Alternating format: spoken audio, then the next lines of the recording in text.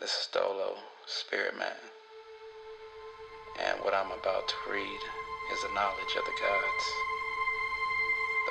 the knowledge that will take us out of darkness and lead us into light.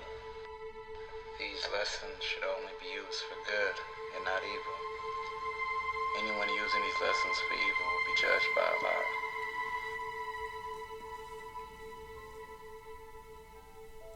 Alright, I'm about to go into chapter 5. This is the second lesson. After the feast, the homeward journey, the missing Jesus, the search for him. His parents find him in the temple. He goes with them to Nazareth, symbolic meaning of carpenter's tools. The great feast of Patch was ended, and the Nazarenes were journeying towards their homes. And they were in Samaria, and Mary said, "Where is my son? No one has seen the boy." And Jesus sat among their kindred who were on their way to Galilee, but they had seen him not. Then Joseph, Mary, and the son of Galilee returned and sought through all Jerusalem, but they could find him not. And Mary asked the guards, had they seen Jesus, a little boy about 12 years old? The guards replied, yes, he is in the temple now, disputing with the doctors of the law. And they went in and found him as the guards had said. And Mary said, "Why, Jesus, why do you treat your parents thus? Lo, we have sought 2 days for you. We feared that some great harm had overtaken you." And Jesus said, "Do you not know that I must be about my Father's work?"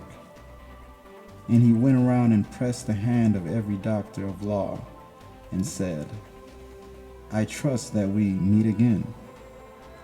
And then he went forth with his parents on their way to Nazareth. And when they reached their homes, he wrought with Joseph as a carpenter. One day, as he was bringing forth the tools for work, he said, "These tools remind me of the ones we handle in the workshop of the mind, where things were made of thought and where we build up character. We use the square to measure our lines, to straighten out the crooked places of the way and make the corners of our conduct square. And we use the compass to draw circles around our passions and desires, to keep them in the bounds of righteousness. We use the axe to cut away the knotty, useless, and gainly parts and make our characters symmetrical. We use the hammer to drive home the truth and pound it until it is a part of every part. We use the plane to smooth the rough, uneven surfaces of joint and block, and board that go to build the temple for the truth. The chisel, line, the pummel, and the saw all have their uses in the workshop of the mind.